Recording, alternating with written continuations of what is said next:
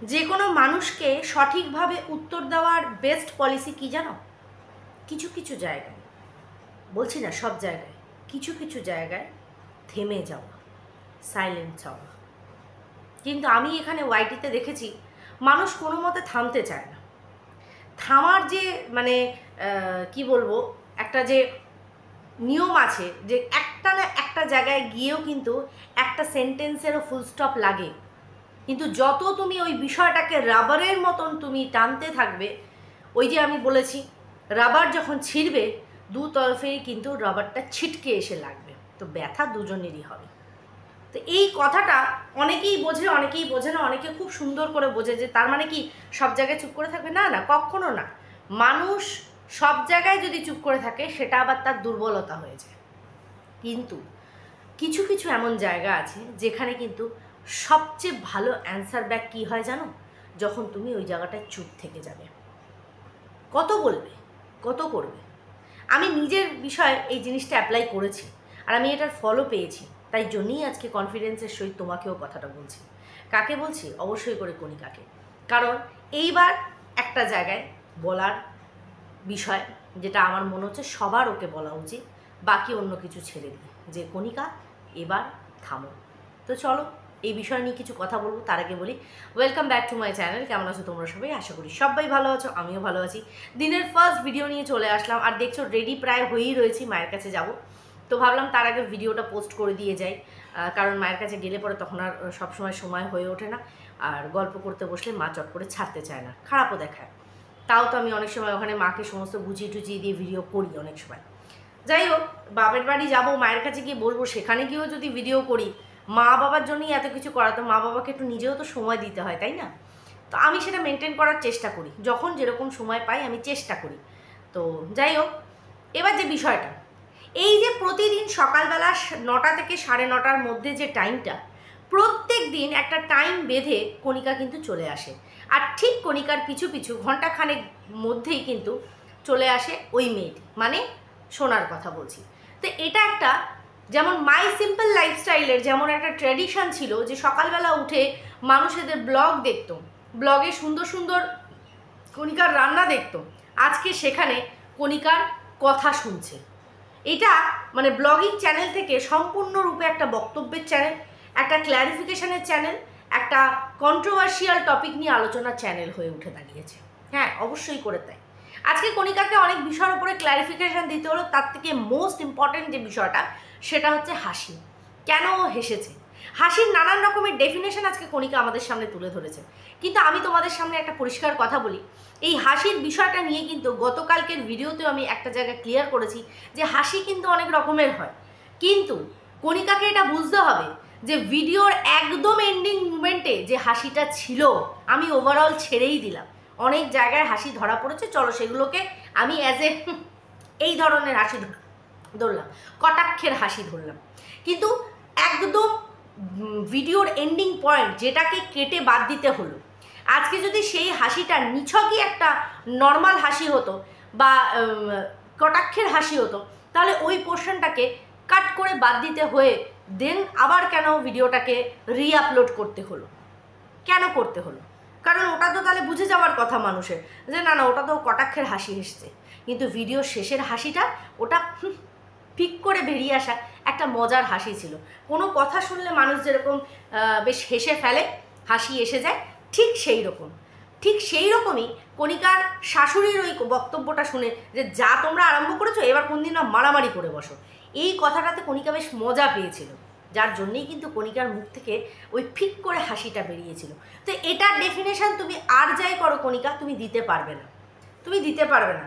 চলো পড়ে রইল নাটকের বিষয়, তুমি মানুষকে ক্ল্যারিফাই করলে যে তোমাদের জীবনে কি অশান্তি হয় না? তুমি শুধু বয়স্কদের কথা বলছো কেন? এভরিবডি, প্রত্যেকে যারা তোমার ভিডিও দেখে বেশিরভাগই কিন্তু সব হাউসওয়াইফ, হোম মেকার। সরি, আমার বড় ছেলে ভীষণ রেগে যায়, মা হাউসওয়াইফ বলবে না, লেখো হোম মেকার। হ্যাঁ, ওর এই জিনিসটা মানে স্কুল ওদেরকে বলেছে যে মাদের কোনো সময় হাউসওয়াইফ বলবে না। হাউসওয়াইফ আবার কি? হোম মেকার, সে বাড়ি সমস্ত কিছুর রেসপন্সিবিলিটি তার উপরে। তো যাই হোক, তো হোম মেকার আমরা, তো সেখানে দাঁড়িয়ে আমরা কিন্তু আমাদের প্রতিদিনের দিনচর্যার মধ্যে থেকে তোমাদের ভিডিওটাকে আমরা দেখি, ইন্সপায়ার হই, অনেক মহিলা আজকে কণিকা তোমার ভিডিও দেখে ইন্সপায়ার্ড হয়, সবাই সেটা বলে এসেছে, তোমাকে ভালোবাসার একটা অন্যরকমই জায়গা। ঠিক আছে, তুমি তোমার পার্সোনাল লাইফে কি হোয়াট এভার ইউ আমাদের জানার দরকার নেই, বাট তুমি যেটাকে আমাদের সাথে শেয়ার করছো অ্যাজ এ সোশ্যাল ইনফ্লুয়েন্সার, মানুষ কিন্তু ইনফ্লুয়েন্সড হচ্ছে, বিপদের সাথে লড়ার শক্তিটা পাচ্ছে তোমাকে দেখে। আজকে যে পরিস্থিতি ক্রিয়েট হয়েছে এই MSL এর ফ্যামিলিতে, সেটা দেখে কেউ ইন্সপায়ার্ড হচ্ছে না, লোকে বিরক্ত হচ্ছে।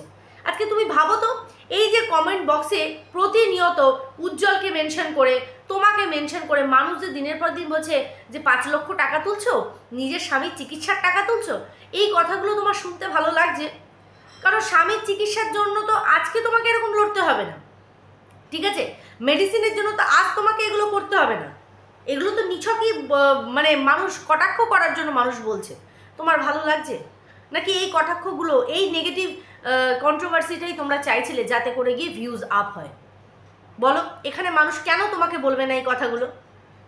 আজকে তুমি ম্যাচিওর, আমি ওরটা ছেড়ে দিলাম যে ও নিজেই স্বামীর কাছে মার ধার খেয়ে, যেটা তোমাদের কাছ থেকে শুনলাম, 14 বছর বয়সী একটা নাবালিকা মেয়েকে প্রথমত বিয়ে দিয়ে করেছে সবচেয়ে বড় অন্যায়। সেখান থেকে দাঁড়িয়ে তার মানে প্রেগনেন্সি, দেন তার উপরে গায়ে হাত তোলা, তাকে মারা, তাকে টর্চার করা, সে মেন্টালি অন্যরকম। দেখো, এই ধরনের মহিলাদের মানসিকতা, যারা কিনা টর্চার, তাদের কিন্তু অন্যরকম একটা চিন্তা ভাবনা। খুব কম এমন মানুষ আছে যারা পজিটিভ থেকে পুনরায় এগিয়ে যায়, বেশিরভাগ মানুষই কিন্তু ডিসব্যালেন্স হয়ে যায়। তাকে আমি পাগল বলছি না, ঠিক আছে? মানসিক দিক থেকে একটু নড়ে বসেছে মানুষ, তার মানেই বোঝে কি সাইকোলজিক্যাল কোনো ব্যাপার আছে, এ শালা পাগল না, এটা কোনোদিনও আমি বলবো না। কিন্তু তুমি ভাবো, তার চিন্তাভাবনা একরকম, সে তার স্বামীর কাছ থেকে লাঞ্ছনা গঞ্জনা সারাক্ষণ পেয়ে গেছে, তাই সে যেখানটা পেয়েছে ওই ডুবতে কো তিনকে কা সাহারা, সে আজকে এইভাবে খুঁটিটাকে আঁকড়ে ধরেছে। কোথায় যাবে? ওর তো আর কোথাও যাওয়ার জায়গা নেই, ওই ভাইদের আঁকড়ে ধরবে, ও মাকে আঁকড়ে ধরবে, এটাই ওর জায়গা। যার জন্য কিন্তু ও এখানে লড়ে যাচ্ছে। স্বামীর কাছে লড়ে ওর কিছু পাওয়া যায়নি, আজ অব্দিও কিছু পায়নি, তাই স্বামীর জায়গাটাকে সম্পূর্ণরূপে ও ত্যাগের খাতাতে রেখে দিয়েছে। যদি না এটা নাটক হয়ে থাকে, আমি এখনও কিন্তু ক্লিয়ার করছি, সবার কিন্তু একটা সেই দিন তোমাদের হাসি দেখে পরিষ্কার হয়ে গেছে যে MSL কি পরিমাণে নাটক করছে। কিন্তু আজকে আমি বলবো, আমি আবার, যেহেতু একটা সময় তোমাদেরকে এত পজিটিভভাবে মানে লড়াই করেছি আমরা, আজকে কিছুতেই এই জিনিসটা মেনে নিতে পারছি না। আমাদের কোথাও না কোথাও মানে এক্সপেকটেশন না রাখলেও কোথাও না কোথাও এই জায়গাটা একটু মানতে গেলে না, মানে কিছুতেই ওই যে বলে না, মন মস্তিষ্ক একসাথে হচ্ছে না, কোনো না কোনো জায়গায় একটা খামতি থেকে যাচ্ছে যে এটা হতে পারে না, এরকম একটা ব্যাপার। তো সেখান থেকে দাঁড়িয়ে দেখো কণিকা, একটা জায়গায় থামা উচিত। তুমি কেন চুপ করছো না? আজকে তুমি প্রশ্ন করছো যে তোমরা যারা আছো তোমাদের কি পরিবারে অশান্তি হয় না? অবশ্যই হয়, 100 বার হয়। আমি বলেছি এরকম কোনো বাড়ি নেই যে বাড়িতে অশান্তি হয় না। প্রত্যেকটা বাড়িতে ইন্ডিভিজুয়ালি, স্বামী স্ত্রীর সঙ্গে বলো, ফ্যামিলিগত বিষয় বলো, অশান্তি হয়, কিন্তু সলিউশনের জায়গা ওয়াইটি না, পারিবারিক সলিউশনের জায়গা ওয়াইটি না। বোঝাতে পারছি? এই কেচ্ছা কেলেঙ্কারি ওয়াইটিতে এসে মানুষ শুধুমাত্র ভিউজ আর্নিং করছে, মাসের পর মাস তারা সেটা থেকে আর্নিং করছে, পরিবারের মান সম্মান বিক্রি করে। শুধু পরিবারের যাদের দেখাচ্ছে তাদের না, যে পরিবারের লোক দেখাচ্ছে, মানে মানুষের সামনে প্রেজেন্ট করছে, তারও সম্মানটা কিন্তু যাচ্ছে, বড় হচ্ছে না। মানুষের একটাই প্রশ্ন, থানা আছে, পুলিশ আছে, প্রশাসন আছে, তোমরা সেখানে না গিয়ে এইখানে ওয়াইটিতে বসে কেন এর বিচার ব্যবস্থা নিয়ে বসেছো? কেন মানুষের কাছে তোমাকে ক্ল্যারিফিকেশন দিতে হচ্ছে? কি দরকার ক্ল্যারিফাই করা? মানুষ তো তোমাকে ভালোবাসে, আমি কণিকাকে বলছি, মানুষ তো তোমাকে ভালোবাসে, তাহলে তুমি যেরকম তোমাকে সেইভাবেই মানুষ ভালোবাসে। তাহলে সেখানে দাঁড়িয়ে ক্ল্যারিফিকেশান দিয়ে নিজেকে জাস্টিফাই করে কোনো লাভ নেই না। আজকে তুমি যদি, সে বকবক করছে, তুমি যদি আজকে একটা জায়গায় থেমে যাও, তাহলে অটোমেটিক্যালি বিষয়টা একদিন বলবে, 2 দিন বলবে, 3 দিন বলবে, 4 দিনের দিন কিন্তু ও যখন দেখবে যে কেউ ওয়াইটিতে সে কিছু বলছে না, সে আস্তে আস্তে চুপ হয়ে যাবে। আমি এই জিনিসটা ওয়াইটিতেই প্রেজেন্ট কিছু মানুষের ওপর অ্যাপ্লাই করে দেখেছি। সময়, পরিস্থিতি সেই মানুষটাকে হয় বুঝিয়ে দিয়েছে, মানে আমি কিছু বলতে যাইনি, সেই মানুষটাকে বুঝিয়ে দিয়েছে, নচেত যে বিষয়গুলো নিয়ে বলা হতো সেই বিষয়গুলো কোথাও না কোথাও থেমে গেছে। আর কিছু সংখ্যক মানুষ আছে ওরা দাগিয়ে আসাবে, কিন্তু আমি ওইটা ছেড়েই দিলাম, ওদেরকে নায়ের খাটাতেই ধরলাম। কিন্তু মানুষ শুধরোয়, এই বিষয়টায় শুধরায়, এটাই কিন্তু মেন কথা। তুমি সেটা কেন অ্যাপ্লাই করছো না? কেন নিজের ব্লগিংটাকে পুনরায় স্টার্ট করছো না? দাও না শর্টস ব্লগ, দাও না, অল্প সময় দিতে হবে না সারাদিনেরটা, অল্পই দাও, একটু রিল্যাক্স থাকো, যে কাজটা তোমার মেন ফোকাস এখানে তুমি সেটা করো। মানছি এর তুলনায় ভিউজ কম আসবে, কিন্তু সেটা করো। আজকে যদি ভিউজের বিষয়টা তোমার কাছে ম্যাটারই না করে, তাহলে তুমি তোমার কাজে ফিরে যাও। এই চ্যানেলটা যে কাজের জন্য বরাদ্দ, কেন প্রতিনিয়ত সকালবেলা 9টা থেকে 9:30টায় বসে বক্তব্য রাখতে হচ্ছে? এই যে থাম্বনেলে যে ছবিটা দিয়েছো, চোখটা টিপে আছো, সত্যিই কি তুমি কেঁদেছো কণিকা? আমি পুরো ভিডিওটা দেখেছি। তাহলে কেন এই ধরনের ক্লিকবেট খেলে, অথচ তুমি বলছো তোমার ভিউজের দরকার নেই? কেন এই কথাগুলো আসবে?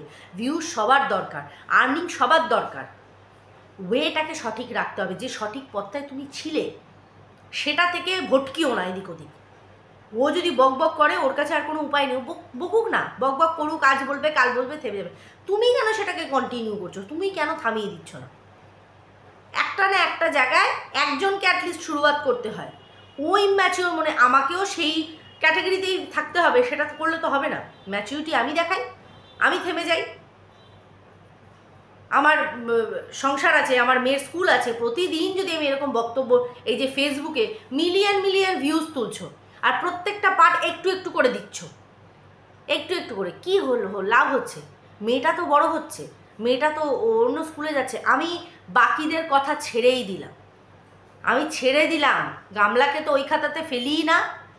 আমি তোমাকে মন্দিরার মতন ডেসপারেটও হতে বলবো না, পারবে না। কিন্তু তুমি তো তুমি, তাহলে কেন আজকে মেয়ে বড় হচ্ছে, মেয়ে স্কুলে যাচ্ছে, পরিবারে এরকম অশান্তি হচ্ছে, তোমাদের অনেক ফ্যান ফলোয়িং আছে, তারা দেখছে, সেই রিপারকেশনটা কেমন আসছে? কি দরকার? যতটুকু শেয়ার না করলে নয়, তোমার দিনচর্যা তুমি সেটা দেখাও, যার জন্য কণিকাকে মানুষ ভালোবাসে। আমি কিছু বুঝতে পারছি না। এরপরেও যদি তোমরা কন্টিনিউ করে দেখো, আমরা অ্যাজ এ ওয়েলউইশার সাজেশান দিতে পারি, এর বাইরে আমাদের হাতের নাগালে কেউ নেই। যে যা খুশি করুক, জীবনে সব শেষ হয়ে যাচ্ছে কেন? অত সহজেই যদি শেষ হয়ে যেত, আরও আমার থেকেও দুঃখিয়ারি অনেক মানুষ আছে, তখন ওর দুঃখটা দেখলে মনে হয় মরণ, আমি আমার দুঃখে মরে যাচ্ছে, ও তো আমার থেকে বেশি দুঃখী। তাহলে শেষ কিসের শেষ? এতদিন এত লড়াই করেছো, তখন যখন কিছু শেষ হয়নি, আজকের এই সামান্য ফ্যামিলি ম্যাটারেই সব কিছু শেষ হয়ে যাবে? সবই ভিউজের খেলা, আর কিছু না। তো সেটাকে গার্ডস নিয়ে স্বীকার করো যে হ্যাঁ, ভিউজের জন্য আমি আজকে এগুলো সব শেয়ার করছি। ব্লগিং আমি দিতে পারছি না, বাট আমি 30 মিনিট 40 মিনিট বসে আমি বক বক করতে পারছি। ভিউজ দরকার নেই, তাহলে আগেই করতাম, এই ধরনের কথাবার্তা বলে মাথা গরম করিও না মানুষের। বুঝতে পারছি? আর কমেন্ট সেকশানগুলো একটু চেক করো, মানুষ কিভাবে কটাক্ষ করছে। জানি না এগুলোতে তোমার কি মজা লাগছে। যাই হোক বন্ধুরা, চলো সবাই খুব ভালো থেকো, সুস্থ থেকো। দেখা হচ্ছে নেক্সট একটা ভিডিওর সাথে খুব তাড়াতাড়ি। ততক্ষণের জন্য টাটা। আর অবশ্যই করে ভিডিওর মধ্যে আমার বলা বক্তব্যের মধ্যে যদি সব কিছু ঠিকঠাক লাগে, কমেন্টের দ্বারা সেটাও জানিও। আর যদি কোনো ভুলভ্রান্তি হয়ে থাকে সেটাকেও ক্লিয়ার করো। সবাই খুব ভালো থেকো, সুস্থ থেকো। টাটা।